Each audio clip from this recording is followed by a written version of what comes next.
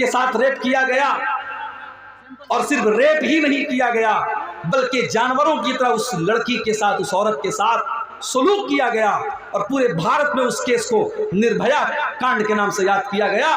तो राज ठाकरे ने उस मौके पर कहा था कि रेप करने वालों को वही सजा देनी चाहिए जो इस्लाम देता। मगर यहां एक बात नोट कर लो, हमारे यहां जब रेप की बात आती है तो रेप का मतलब होता है बलात्कार, रेप का मतलब होता है जबरदस्ती किसी के साथ ताल्लुक कायम करना।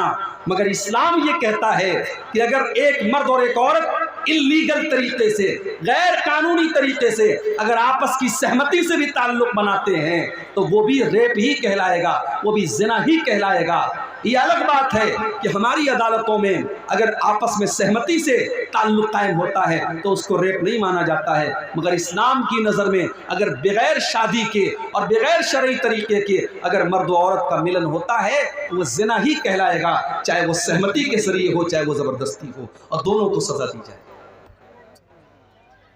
हाँ, जबरदस्ती होगी तो रेप करने वाले को सजा मिलेगी, औरत को नहीं मिलेगी। लेकिन आपस की सहमति से हुआ है जिना तो दोनों को सजा मिलेगी। अगर कुंवारे लोग जिना करेंगे तो 100 कोड़े की सजा दी जाएगी और 1 साल के लिए शहर से निकाल दिया जाएगा।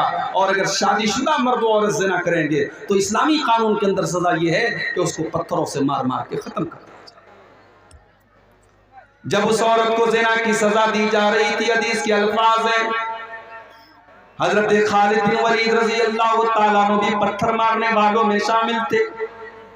जब उन्होंने पत्थर मारा तो उस औरत के खून के कुछ छींटे हजरत खालिद बिन वलीद के कपड़े पर आ गए। उनकी जुबान से कुछ नासेबा कलमात उस औरत के बारे में निकल गए कि कैसी नापाक औरत के खून के छींटे मेरे कपड़े पर आ गए। अल्लाह के प्यारे नबी के कानों में हजरत खालिद बिन वलीद के जुमले पड़ गए। आपने फरमाया, महलन या खालिद, ऐ खालिद खबरदार खबरदार, लक़द ताबत तौबतन लौ ताबहा साहिब मुहसिन लगुफिर लहू। ऐ खालिद, इस औरत ने इतनी सच्ची तौबा की है, अगर कोई चोर, कोई डाकू, कोई लुटेरा भी अगर ये तौबा कर लेता तो अल्लाह उसको माफ कर देता। और एक हदीस के अल्फाज में यह है कि अगर मदीना के 70 गुनहगार भी ये तौबा कर लेते तो अल्लाह ताला 70 गुनहगारों की तौबा को कबूल कर लेता। इसने इतनी पावरफुल तौबा की है। गुनाह का होना ये बड़ी बात नहीं है, गुनाह के बाद इंसान तौबा कर ले ये बड़ी बात है। इसीलिए अल्लाह फरमाता है, वल्लज़ीना इज़ा फ़अलू फ़ाहिशतन, मेरे मुत्तकी बंदे तो वो हैं जब उनसे कोई गलत काम हो जाता है, औ ज़लमू अनफुसहुम, या वो अपनी जान के ऊपर जुल्म कर लेते हैं, ज़करुल्लाह, तो उनको अल्लाह याद आता है। गलत काम करने के टाइम अल्लाह का याद आना, अल्लाह का डर दिल में पैदा हो जाना, ये बहुत बड़ी बात है मेरे भाई। बड़ा मशहूर वाक़या आपने सुना होगा, गार वालों का वाक़या, जो 3 लोग एक गार में जाकर के फंस गए थे और तीनों ने आपस में तय किया था कि हम अल्लाह से दुआ करेंगे अपने अपने नेक अमल का वसीला लगा करके, हो सकता है कि अल्लाह हमारी इस मुसीबत को दूर कर दे। उन 3 लोगों में से एक इंसान ने ये दुआ की थी कि अल्लाह, मेरी एक चचाजाद बहन थी, मेरे चचा की लड़की थी, मैं उससे बहुत ज़्यादा मोहब्बत करता था। एक मर्द एक औरत से जितनी मोहब्बत कर सकता है मैं उस औरत से बेइंतहा मोहब्बत करता था। मैं उस लड़की को हासिल करना चाहता था, मैं उसके साथ अपनी शहवत को पूरी करना चाहता था, मगर मेरे पास कोई कंट्रोल नहीं था। उसको पाने की कोशिश कर रहा था लेकिन मैं हासिल नहीं कर पा रहा था। एक मर्तबा सूखा पड़ गया, कहत साली पड़ गई, और वो गरीब लड़की थी, गरीब औरत थी, वो मेरे पास आती है, मुझसे मदद मांगती है और मैं उसको 100 दीनार देने का वादा करता हूँ। 100 दीनार या 120 दीनार देने का मैं वादा करता हूँ, इस शर्त पर कि वो मेरी ख्वाहिश को पूरा करेगी, मेरी बरसों की इच्छा को और मेरी ख्वाहिश को वो पूरा करेगी। अय अल्लाह, उस औरत के साथ मैं गलत काम करने के लिए तैयार। और जब ऐन मौके पर मैं उस औरत के साथ अपनी ख्वाहिशात को पूरा करना चाहता था और मैं उस औरत के साथ जिना करने वाला, तबक्कारी करने वाला था, ऐन मौके पर उस औरत की जुबान से निकला, इत्तक़िल्लाह वला तफ़ुज़्ज़ल खातम इल्ला बिहक़्क़िही, अल्लाह से डर, और जिस चीज का तुझे इख्तियार नहीं है, जिस चीज की अल्लाह ने तुझको इजाजत नहीं दी है, उस चीज का तू इस्तेमाल न कर। जो चीज तेरे लिए जायज नहीं है उस चीज को तू इस्तेमाल न कर। आय अल्लाह, उस औरत की जुबान से जब ये जुमला मैंने सुना, मैंने फौरन उस गलत काम के इरादे को तर्क कर दिया। मैंने वो 120 दिनार भी उसको दे दिए और मैंने ज़िना का इरादा भी तर्क कर दिया। आय अल्लाह, अगर ये अमल मैंने तेरे डर से किया था तो आय अल्लाह तू आज इस मुसीबत को दूर कर दे।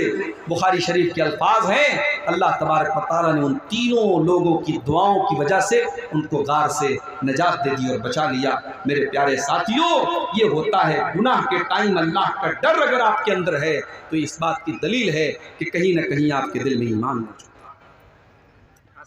अल्लाह ने फरमाया, जब उनसे कोई गलत काम हो जाता है तो वो अल्लाह को याद करते हैं, वलम युसिर्रू अला मा फालू वहुम यालमून, और वो अपने गुनाह के ऊपर जमे नहीं रहते, अपने गुनाह के ऊपर वो डटे नहीं रहते हैं। अच्छा, तौबा का मतलब क्या होता है? कभी आपने गौर किया इस पर? तौबा किसको कहते हैं? बहुत सारे लोग ये समझते हैं कि तौबा का मतलब या अल्लाह तौबा, या अल्लाह तौबा, या अल्लाह तौबा, अगर कोई जुबान से कह दे तौबा हो गई। नहीं साहब, ये तौबा नहीं है।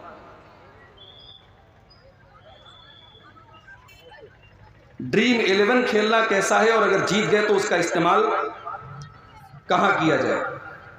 ड्रीम 11 और इस तरीके के जितने ऑनलाइन खेल हैं, ये सब जुआ है, जुआ, ये सब जुआ है, सट्टाबाजी है और ये सब हराम है। अपनी कमाई को आप हराम मत कीजिए, बस इतना कहूँगा। हलाल के बहुत सारे रास्ते हैं, बिजनेस कीजिए, नौकरी कीजिए, मेहनत कीजिए, हलाल का 100 रुपया कमाइए, वो हराम के 1000 रुपये से बेहतर। ये ड्रीम 11 वगैरह के ड्रीम के चक्कर में मत पड़िए, ये सब जुआ खिलाया जा रहा है नौजवानों को, ऑनलाइन जुआ खिलाया जा रहा है। पहले ऑफलाइन होता था, अब ऑनलाइन जुआ खिलाया जा रहा है। तो अल्लाह की बारगाह में गुनाह करने के बाद जो मुत्तकी लोग होते हैं वो गुनाह के ऊपर डटे नहीं रहते हैं, इसरार नहीं करते हैं, वो अपने गुनाह का इकरार करते हैं, अल्लाह की बारगाह में माफी मांगते हैं। मेरे प्यारे नौजवान साथियों, आज कितने नौजवान हैं वो गलत काम कर रहे हैं मगर उनको ये एहसास नहीं है, उनको ये एहसास नहीं है कि हम गलत काम कर रहे हैं। तौबा करने का ख्याल भी उनके दिल में नहीं आता है। और मैं तुमको बताऊं कि तौबा किसको कहते हैं। तौबा 4 चीजों का नाम है। कभी गाड़ी चलाई आपने, कार चलाई है? कार आप जब चलाते हैं तो कार को जब पलटाते हैं, आप जब यू टर्न लेते हैं तो यू टर्न लेने का नाम है तौबा। तौबा का मतलब होता है यू टर्न लेना, तौबा का मतलब होता है पलट के आ जाना। इसका मतलब ये हुआ कि जब एक इंसान ने गलत काम किया तो वो सीधे रास्ते से भटक गया था और जब उसने तौबा किया तो उसने यू टर्न ले लिया, उस सही रास्ते पर वापस लौट के चला। आजकल बड़ा एक मुद्दा गरमाया हुआ है। मौलाना अरशद मदनी ने कह दिया कि साहब, भारत में तो सारे लोग मुसलमान थे, इसलिए जो लोग इस्लाम को छोड़ करके कोई और मजहब में चले गए वो घर वापसी करें, हमें घर वापसी करने की जरूरत नहीं है। इसलिए कि सबसे पहले इंसान जिनको कुरान ने आदम कहा है और वेदों में मनु कहा गया है, और मनु की औलाद मनुष्य है और आदम की औलाद आदमी है, इंसान है, तो आदम अलैहिस्सलाम तो मुसलमान थे, इस्लाम के फॉलोवर थे, लिहाजा इस दुनिया का सबसे पहला धर्म इस्लाम है। और हमारे उस्ताद मोहतरम अल्लामा रईस अहमद नदवी रहमतुल्लाह अलैह की तहकीक के मुताबिक हज़रत आदम अलैहिस्सलाम जब दुनिया में आए थे तो इसी भारतवर्ष में आए थे, भारत की सरजमीन पर आए थे। लिहाजा भारत का सबसे प्राचीन अगर कोई धर्म है तो वो इस्लाम है। लिहाजा इस्लाम को छोड़कर किसी और मजहब में जो लोग गए हैं उनको घर वापसी करने की जरूरत है, मुसलमान को घर वापसी करने की जरूरत नहीं है। और एक बात आपको और बताऊं, जब बच्चा पैदा होता है, बच्चा यहूदी नहीं होता है, बच्चा हिंदू नहीं होता है, बच्चा मुशरिक नहीं होता है, बच्चा तौहीद पर पैदा होता है। अल्लाह के प्यारे नबी फरमाते हैं, कुल्लु मौलूदिन यूलदु अलल फित्रा, हर बच्चा फितरत पर और इस्लाम के ऊपर पैदा होता है। फ़अबवाहु युहव्विदानिही व युनस्सिरानिही व युमज्जिसानिही, उसके माँ बाप उसको यहूदी बनाते हैं, माँ बाप ईसाई बनाते हैं, माँ बाप मजूसी बनाते हैं, माँ बाप मुशरिक बनाते हैं। इसका मतलब ये हुआ कि इस्लाम नेचुरल तरीका है, जिस तरीके पर अल्लाह ने इंसान को पैदा किया है वो इस्लाम का तरीका है। और जब इस्लाम को छोड़ता है कोई तो वो गलत रास्ते पर जाता है। इसीलिए सच्चे रास्ते पर लौट आने को तौबा कहा जाता है। और याद रखिए, तौबा के अंदर 3 चीजें पाई जानी जरूरी है। इसको नोट कर लीजिए, आज की तकरीर की सबसे इंपॉर्टेंट बात इसको समझ लीजिए कि अगर कोई आपसे पूछे कि भाई तौबा किसको कहते हैं, तो आप बता दीजिए कि तौबा के अंदर 3 चीजों का होना जरूरी है। नंबर 1, सबसे पहली चीज तौबा के अंदर नदामत होनी चाहिए।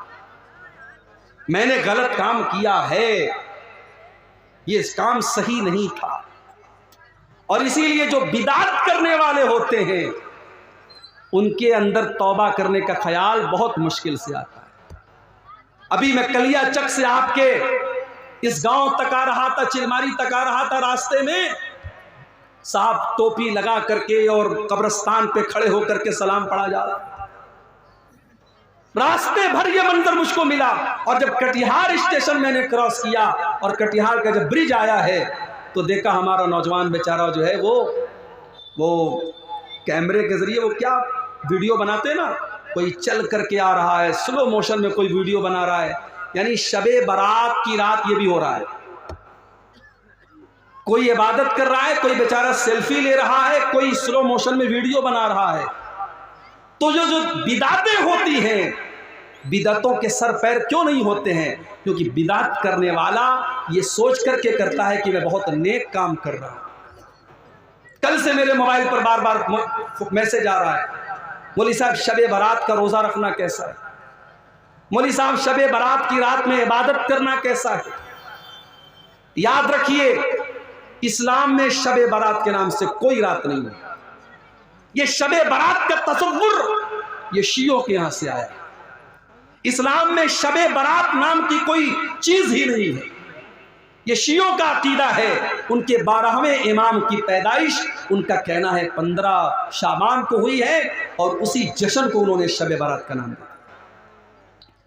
ना तो अल्लाह के नबी से शबे बारात की रात की कोई फजीलत साबित है, न उस रात में इबादत करना साबित है, न दिन में रोजा रखना साबित है, न ये आतिशबाजी करना साबित है, न मस्जिदों को सजाना साबित है, न कब्रिस्तान पे जाना साबित है, न मुर्दों के लिए मग़फ़िरत की दुआ करना साबित है। एक साहब कहने लगे हलवा कैसे हराम हो गया? सूजी जायज़ है, चीनी जायज़ है, देसी घी जायज़ है, नारियल जायज़ है और आप कहते हलवा हराम है। सबको मिक्स कर दिया तो हलवा बन गया, आप कहते हलवा हराम है। मैंने कहा भाई हलवा हराम नहीं है, हलवा हराम नहीं है, हलवा यकीनन बहुत अच्छी चीज़ है, हमको भी खिलाइए, हम भी खाएंगे, मगर आप किस अकीदे के मुताबिक बना रहे हैं? आप शबे बारात पर बना रहे हैं तो क्यों बना रहे हैं आप? एक साहब कहने लगे हलवा हम इसलिए बनाते हैं क्योंकि नबी अकरम के दांत टूट गए थे ग़ज़वा उहद में, आपने हलवा खाया तो इसलिए हम हलवा खाते हैं। मैंने कहा भाई साहब ग़ज़वा उहद हुई है शव्वाल में और शबे बारात मना रहे हो शाबान में, तुम 2.5 महीना एडवांस में हलवा खा रहे हो। नबी अकरम ने अगर हलवा खाया भी था, पहली बात तो ये मन गलत बात है, अगर आपने खाया था तो शव्वाल में खाया था, तुम्हें इतनी जल्दी पड़ी तुम 2.5 महीना पहले हलवा खा रहे हो। और फिर हलवा असल में ये पेटू किस्म के शिकम परवर मौलवियों ने इजाद किया ताकि हमारे पेट की दुकानें चलती हैं।